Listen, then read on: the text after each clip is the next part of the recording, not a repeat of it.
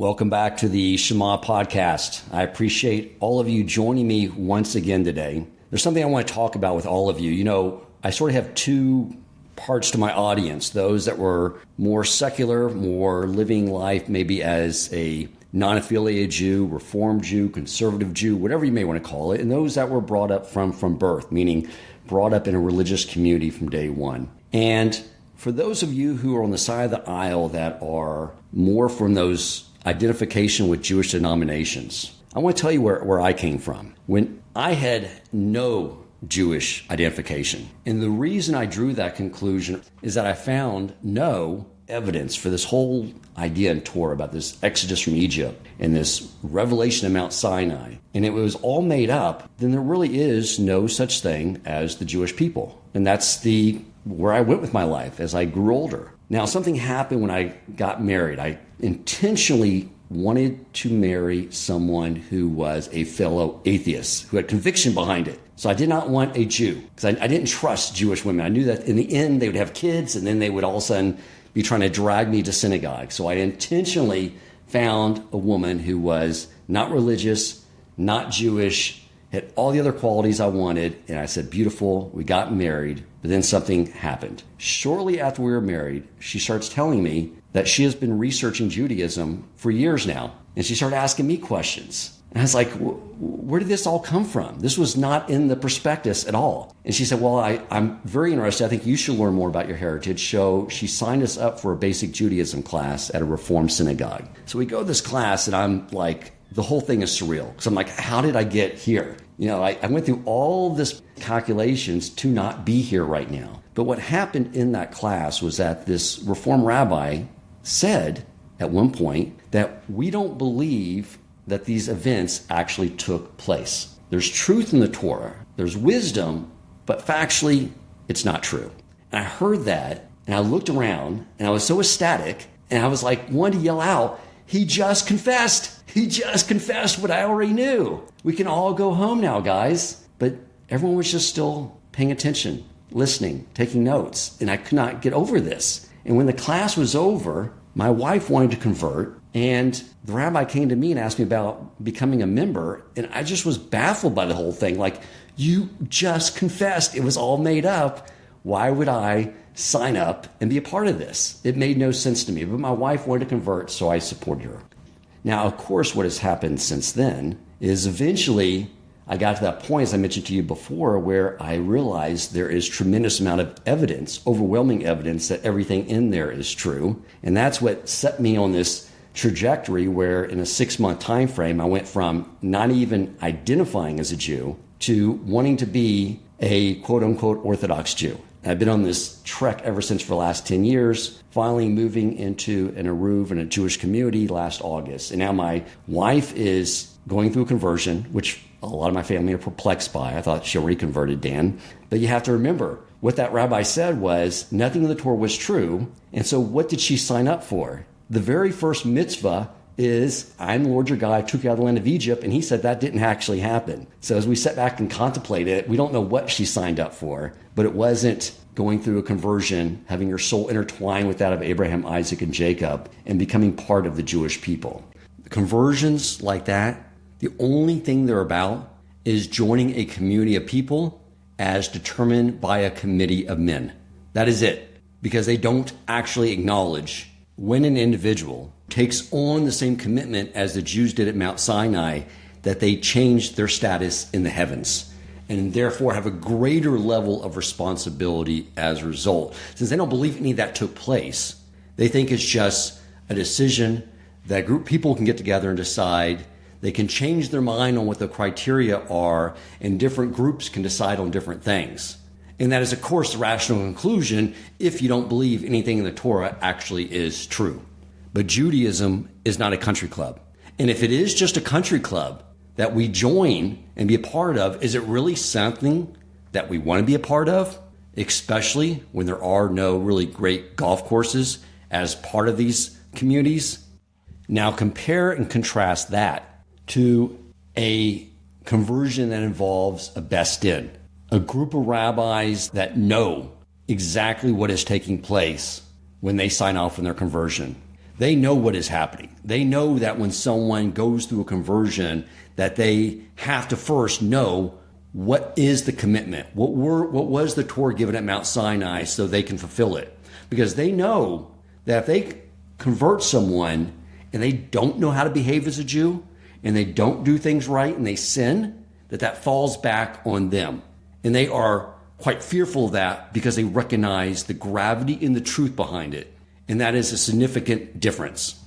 And the amazing experience for me is that the rabbis in the Best Din are hardest on me. And the reason is because they're saying, you have to be the rabbi to your family. And, Judaism is not a religion. It's a job. And you have to know how to do the job. You have to know how to do the halakha. You have to know how to be able to help your family through all of this. And it's been an amazing experience to be with people that take it that seriously because they know exactly what they're doing. But it still perplexes me to this day. And this is why I want to talk to you guys. So many of the Jewish people, so many of us think that, for one, we believe in this idea of Jewish denominations. Now, I want you to think back and logic through what that means when someone tells you there's such thing as a Jewish denomination. There's nowhere in the Torah where God says, I am now creating the Orthodox Jew and the Reformed Jew and the conservative Jew. We know that's not the case.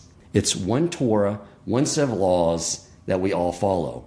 So what is the origin of Jewish denominations? It is the fact, as that rabbi said, another Reform rabbi spoke to, is that it was created by men. The origins of the Jewish people were a bunch of men, and let's call a spade, they were liars, because they wrote up all these crazy stories and perpetuated them throughout the generations. So now we find ourselves attaching to the origins of Jewish people that made it all up. And so I'm still perplexed when the confession is made that we still go along with the pattern and follow along with it. And I think I know the answer. You've heard me mention to you in the past that there are logical proofs for it. Whenever I found I start to get in that conversation with a Jew, they dig their heels in the ground and argue back. And the reason is because they know what happened to me. I had to change my life dramatically once I realized it was true.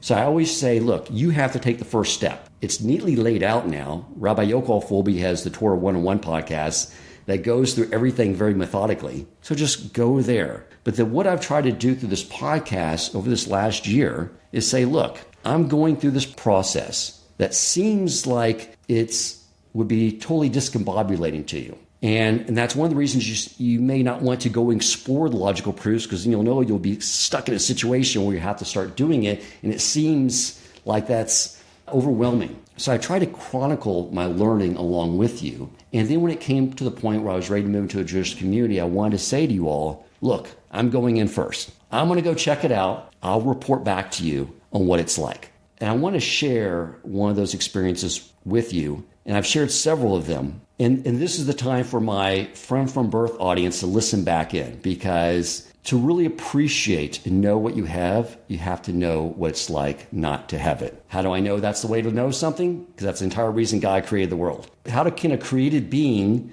know me when I'm infinite and eternal? And that is by putting them in a place with free will where I conceal myself and they can begin to carve away what is not me to understand who I am to some degree, as much as we can. So an experience I had last Sunday, I have this quite often. I went to shul to stay with Rabbi Abrahams, and I'm in there. It's a Sunday, and I see Rabbi Nagel teaching online a Daf Yomi class, which is a daily study of Talmud. But he is surrounded by these young boys from probably age 8 to 15, choosing on their Sunday to sit and listen to a rabbi teach Talmud. And I want you to contrast that now to what I experienced growing up. And many of you probably have many experiences like this. But my childhood was really defined by several things. One, my dad was an engineer, so we lived in one place for a year and then we would move again. So my childhood was defined by getting in fights with bullies. Like at the beginning of the school year, my dad would say, do you know who the bully is? And I would say, yes. And he's like, so you know what to do. So my grandfather and him would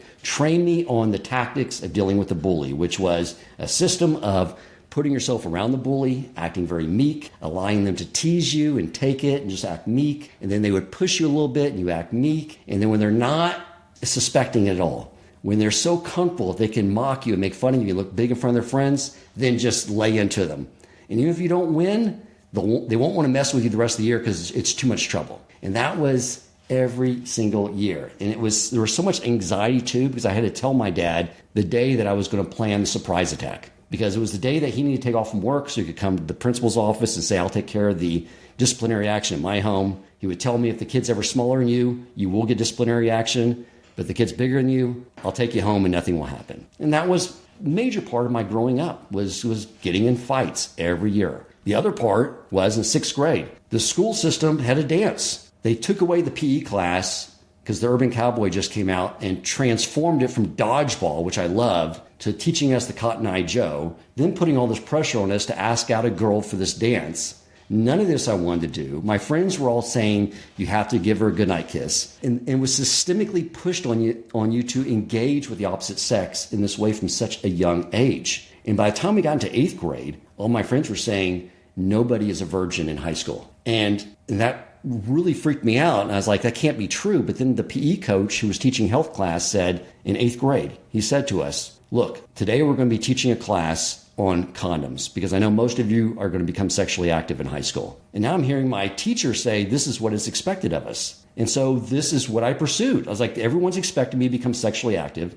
I lost my virginity the summer after 8th grade. I had a high school career of being sexually active. And just to understand what that does to someone, even now when I think back to the fighting, these were just young boys, but I think back about how I wanted for anyone who missed the fight to see the fight on his face so they would leave me alone the rest of the year. And so even when I knew they had enough, I would not let up. And at first, when I was young, I felt so bad for them. But over time, I had no empathy and I relished in it. And then all that other experience with the sexual activity, it hardens your heart so much. It distances us so much from God to be in such an environment, have such awful experiences that a Jew should not have exposure to. And I would say that when my daughter was born, it cracked that shell around my heart, but it took so much Torah learning, so much contemplation to finally chip all that away.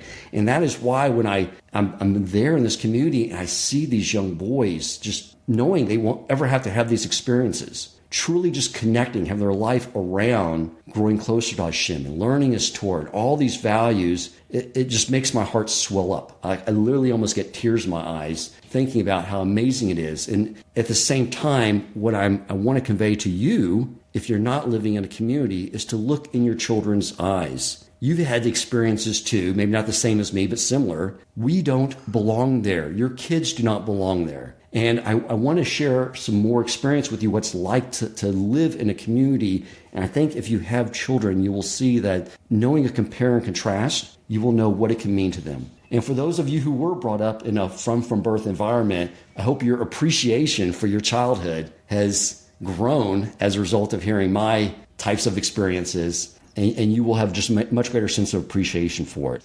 So I have a guest I wanted to bring on. You've heard me bring on Rabbi Ahron Wohlgelernter before. I think you all sort of pick up on the fact that I have sort of a man crush on him. I've admitted it to him in the past.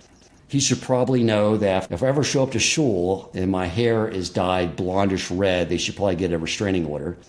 One day we were in shul and I heard this man come up and give a lecture on the Torah Parsha. And I was so blown away. I turned to Rabbi Ahron Wohlgelernter. I was like, who is that man? He's like, that's Rabbi Ahron Wohlgelenter's dad. I was like, oh, another Wohlgelernter. Well, I have another Wohlgelernter to bring on. Ahron Wohlgelernter, who hosts the Think Torah podcast. Ahron, thank you so much for coming on the show. Well, it's such an honor to be here. Welcome to the Shema podcast, the podcast for the perplexed, where Torah insights, intertwined through personal stories, as well as interviews with leading Torah scholars, demonstrate the empowering qualities of Torah and mitzvot. For more great Torah learning through Torch, the Torah Outreach Center of Houston, go to torchweb.org. Now to the show.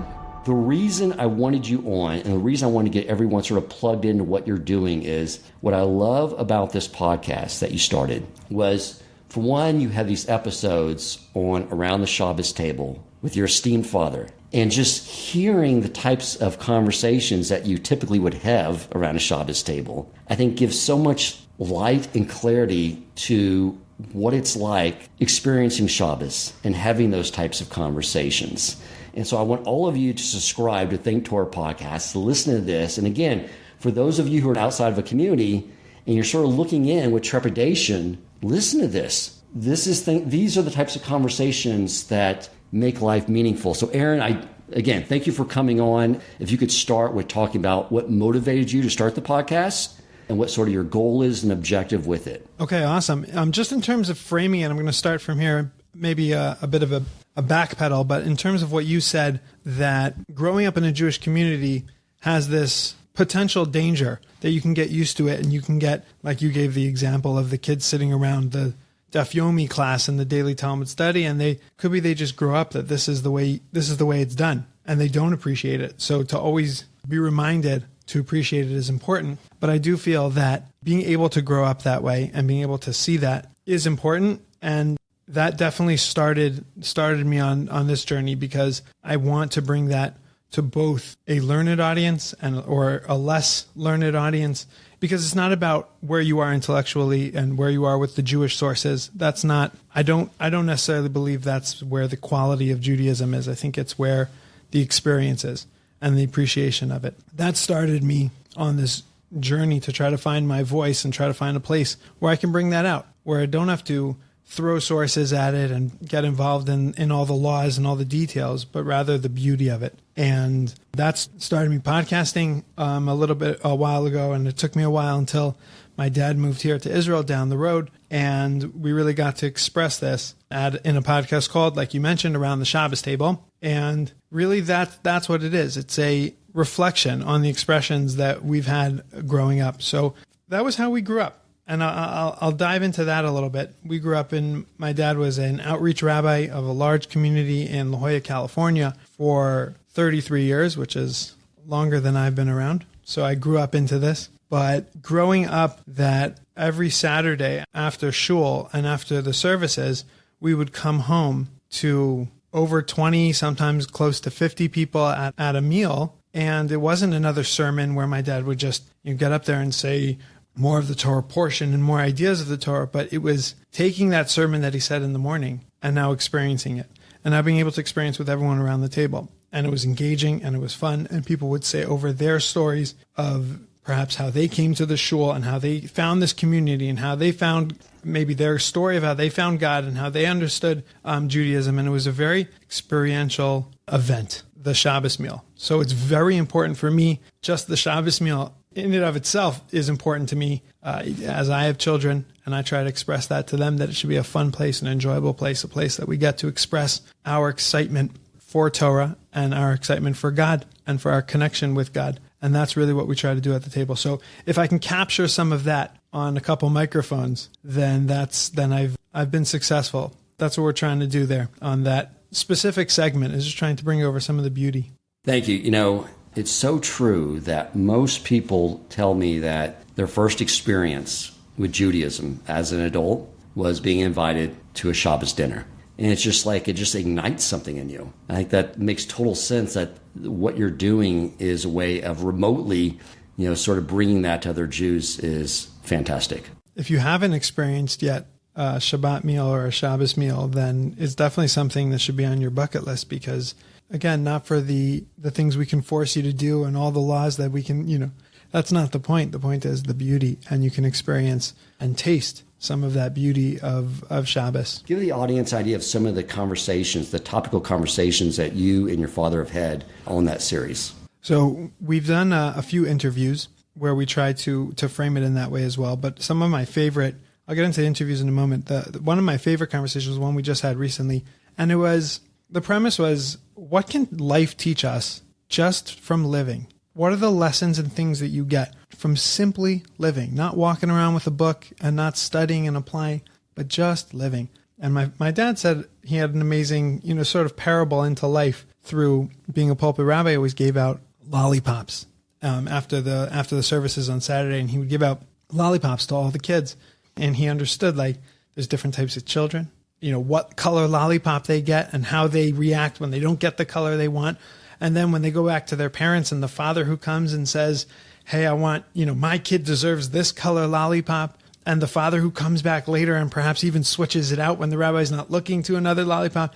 And he had this whole elaborate system of the lollipop people. But when you look at it, there was really a truth to almost like a personality system, but a truth to life that some people accept it and they're humble enough to accept what they get. Some people, try to be more on top of it and try to get what they need. And some people will even steal. And it's just interesting to see. But that was just from that viewpoint of giving out lollipops. He was able to do that. That was a fun conversation. I added some to that on around the Shabbos table.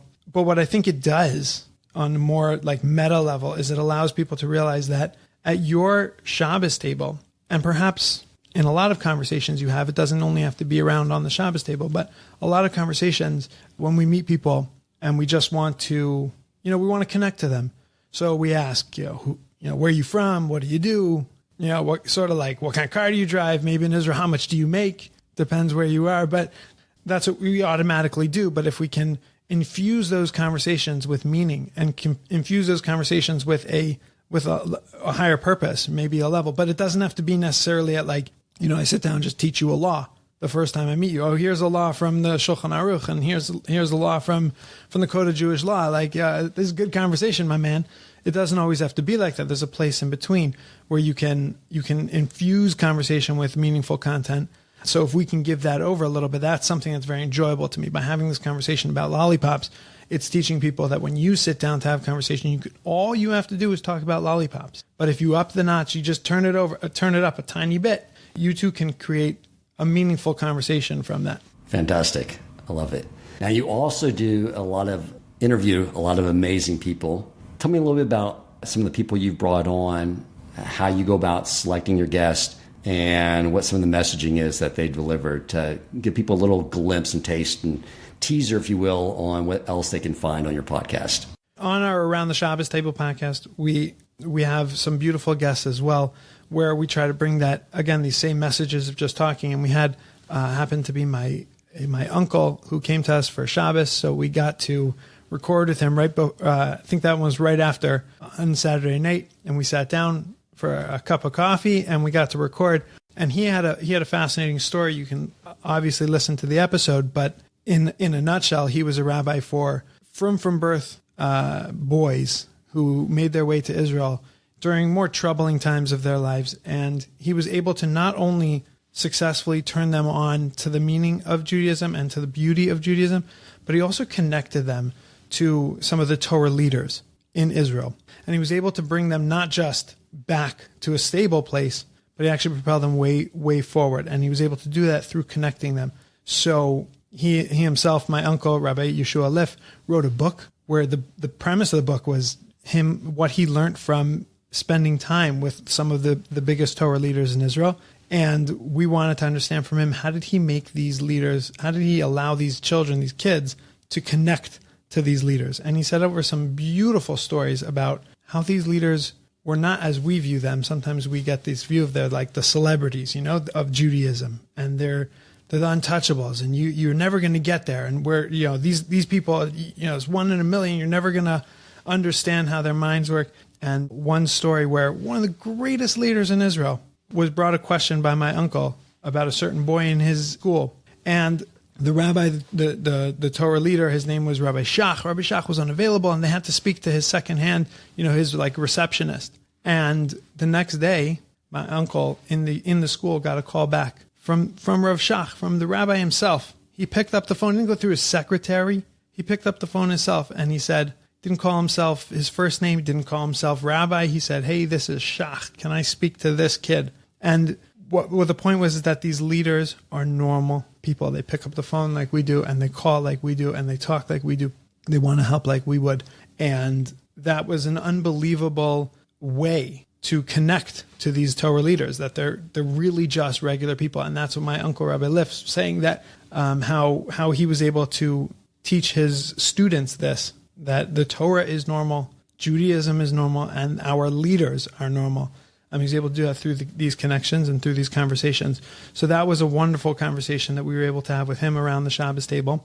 And another series I run, which I find just from personal interest, I'm fascinated by people like yourself, Dan. That's why you were able to be on. I find this is sort of how I vet them. People who have an important message, have a voice, have something they want to say, and are able to use sort of the modern media to be able to get that out. So be it blogging or podcasting or video, YouTube, that brings me so much joy when someone gets, watching somebody progress and get better and find their voice and find their community and find their audience to be able to express these ideas. So I like to interview people who I think are called Torah game changers. People who are using Torah and changing the game. So that's how I find them.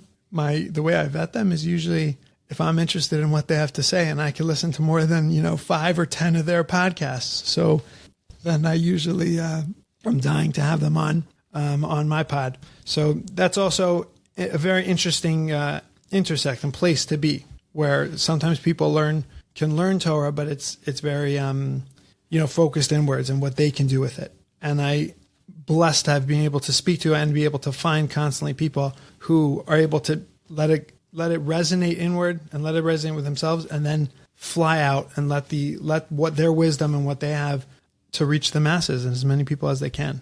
I think this medium is so important right now because for someone who has never been like in a Jewish community or been around a quote unquote Orthodox Jew, it's a little intimidating. You don't know who they are. You think they're going to judge you. You think they're going to be stern because they're always dressed in a certain way.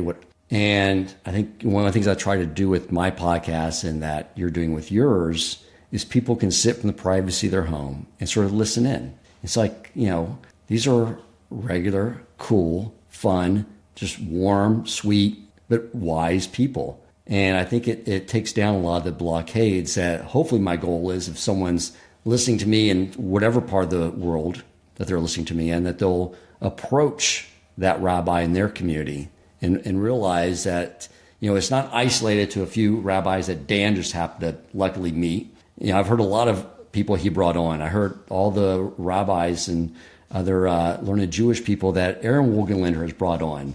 This can't be an anomaly. This seems like more the norm, and it makes other Jews who are religious or Torah observant approachable. Right. And to speak to that, there's a little bit of another goal that I'm trying to also create a network. But what the network does of podcasts and podcasters is it allows different people to connect to different places. Where I know myself, I have sort of an intellectual side where I very much enjoy the Jewish philosophy side of Judaism, but I also enjoy a more mystical and appreciate a more mystical, maybe Kabbalistic approach to Judaism as well. And I feel that I can synthesize the two, but I need to be able to hear that from different people who excel in that area.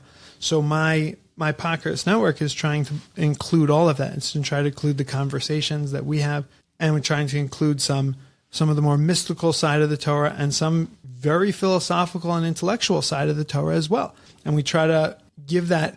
I don't know if it's going to be, all the philosophical people will go here and all the mystical people will go here. I don't think we live in a generation like that anymore where everyone is so streamlined towards one thing. I think not just to break down the barriers to Judaism, you need so many different things. You need the good cholent and the good food, but you also need the right type of Torah and the right type of ideas.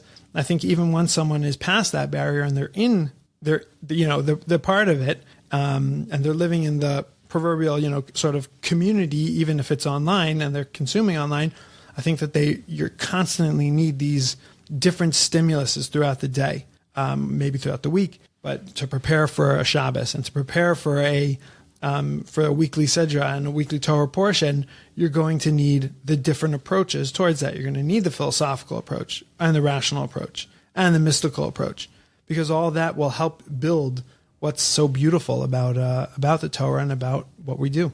Absolutely. And how do people find this network? So I've created a website, and I could speak to the name as well, but I created the website. It's called intentionaljew.com. Not international Jew. Intentional Jew. Intentionaljew.com. And Intentional Jew has all the shows that we host on the network, and they're all right there. And the name sort of speaks to what I'm trying to create. I'm trying to create a Judaism and an awareness to Judaism that's intentional. It's not just because I grew up this way or because this is how I was taught originally and therefore initially, and therefore I'm going to continue doing it this way.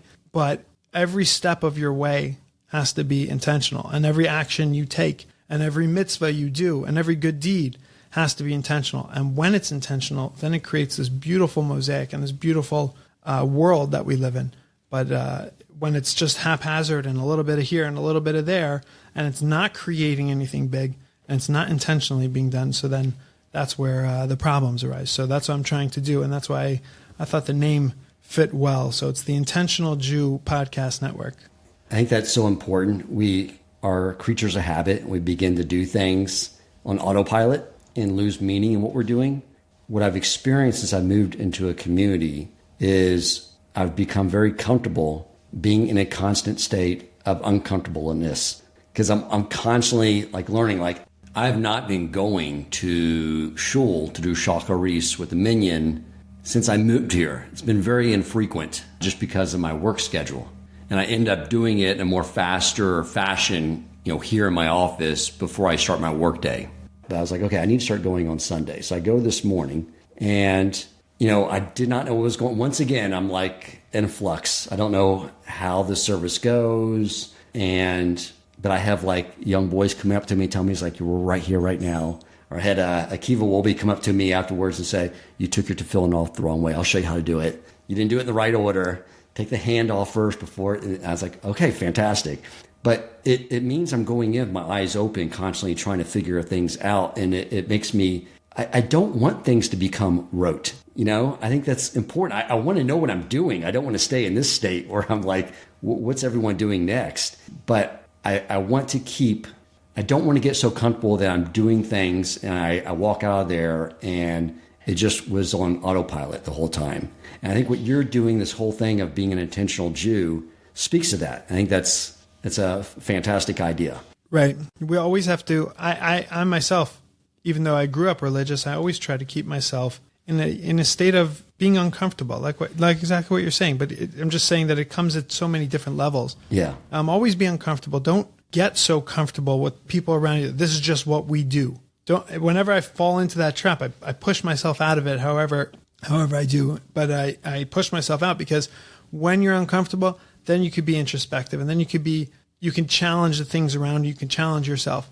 That's an important, very important message for me. And I do love the fact that you have this sort of one-stop locale for accessing so many different people talking from so many different topics and areas. I think it's important because, sometimes we get into even a rut with our studies, whatever we may be focused on, and we need to sort of back off from it. I found learning halacha, which is what I told, focus on this, which is true. I got to learn how to navigate Shabbos and all these situations that may come up. It can get a little dry, but then I'll go back and I did an episode with Rabbi Cohen on the whole meaning, going all the way back to Adam and eating from the tree of good and evil, and the confusion that created between what's good and bad, and how that all leads into halacha. And why we're doing this. Every time you just step back and look at the big picture, it brings more meaning into things that seem on their own that can maybe seem dry. So I think that's fantastic that you're doing that, to provide people this nice, like you said, stew. That's how I look at it. This big, wonderful cholent pot of stew, and you need all those ingredients in there to make it beautiful and tasty. Right. And I think podcasts just opened up this world for us, because it's not just a place where I can now communicate all the halacha and all the laws. It could be good for that, but I think it gives us a very experiential part of and a conversational part of Judaism, and just really of anything. Even in I learn most of the things even in business from podcasts, because it gives you the real experience of people, not just the thoughts and not just the theory, but it's that theory actually being used in conversation and stories of their life. And it's much more real. So in Judaism, it should be the same thing. And that's what I think is available. And I want more podcasters to be able to find that voice and find that place where they can communicate that experience. Fantastic. Where do you see the future of all this going? What are some of your plans for your podcast? Anything you want to mention there? I have new plans every day. My main goal here is, in terms of, short-term growth, I always want to find more podcasters who are doing a good job at using the medium and using the platform, but also have quality content. So I constantly am finding them online, and just from various Facebook groups, or just searching any Jewish, I go through like Jewish keywords on Spotify and Apple Podcasts where I just throw them out there. So today I was like, Shema, there must be other ones that are called Shema. So I put in Shema and I saw what came up there, and then I'll find and I'll listen and I'll always see who's doing something, or Jewish education I'll type in, or I'll type in Torah, I'll type in mitzvah, I'll type in the different permutations of the words as well, just to keep on finding new podcasts and new names of people who are doing just this. So I'm always looking for podcasters to help grow the mission of the network itself. And in terms of my own podcast, I'm just always trying to get better. It's I think it's a skill. For a while, I thought it was just a guy with a microphone, but I'm sure you can attest this as well. So the point is that it's a skill and it's hard, and to be able to run conversations and to actually get somewhere, it's easy. It's easier to create entertainment, but it's harder to make that entertainment meaningful. And when I have that value with all of the work that I do, so it's an extra level of challenge, and I take it on because I think it's awesome. I think it's beautiful and important. So that's like in terms of my own goals. And in terms of the network goals, I really want to grow into something that we can help change the content and the way people consume as we move forward, and as they accept the technology more and more. I want to make the content available to them. So as they get there, so then the content's already there. So that this way, when they do their own searches, or anybody does searches for any Jewish word, we have a podcast for that. And we have an episode that talks about that already. And it wasn't from yesterday. We've been doing this for years, and it's already up and it's already there. And just to flood the search engine with Torah ideas, that's a goal of mine. Fantastic. Are you going to have like a Netflix algorithm that says, since you liked this episode, you might like this one? If I have someone to sponsor that, I have someone to invest in that, then yeah, I would go for that. Well, it's interesting. I joke. I don't think I would, because what Netflix and YouTube does in essence is they control the content. And I always speak about this. I don't want to control the content. And as much as I say that there's a certain level of content that I do want to create, or a certain value that I want to give over, but I don't want it to be a race to the top where people are just creating, fall into that trap of creating content that's entertaining, that people like. Because I think that we can lift what people like. When you create a podcast like this, where every episode of the Shema podcast is honestly meaningful,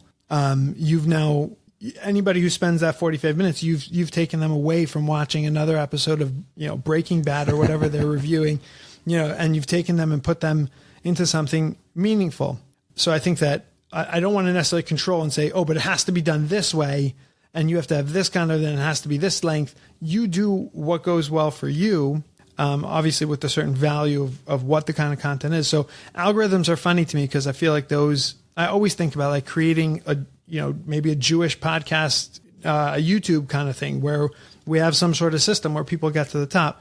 But I feel that would always control the content too much. And then people wouldn't be creating what they believe is right, but rather what's going to make them to the top. And that's like a scary world for me to be in terms of teaching genuine Torah. No, I agree with that. It would be good to have, for those who are new to Torah, some search functionality that did not rely on words like musar.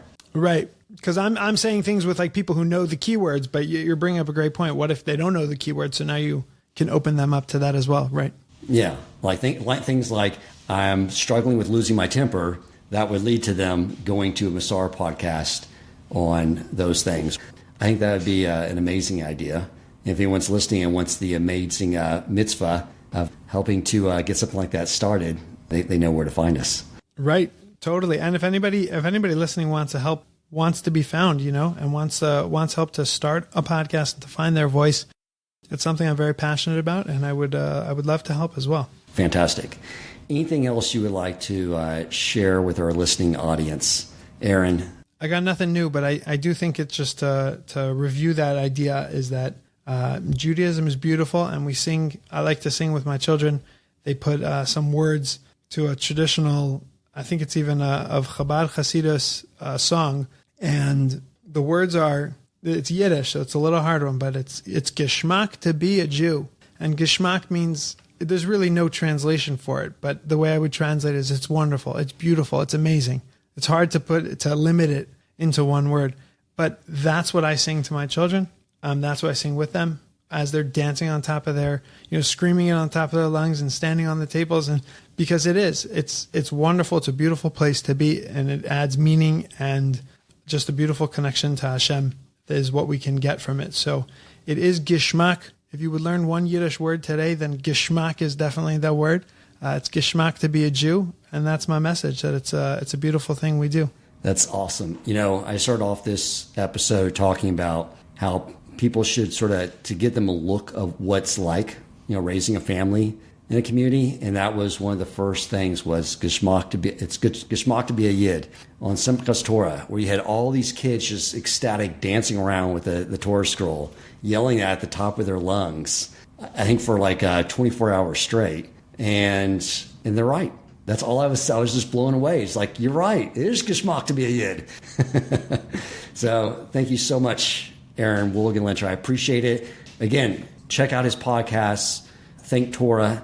You can find all the podcasts that I do on Intentional Jew, just like that, intentionaljew.com.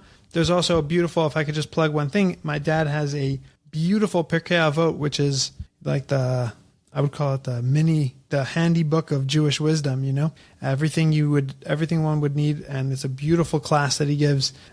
We've put up more than half of all the episodes so far. So it's an ongoing class. You can get involved. That's a beautiful class. It's called Pirkei Avos with Rabbi Jeff. That's a beautiful one. And then we have a few other really just wonderful creators and wonderful talent on the network. So please go check that out. intentionaljew.com.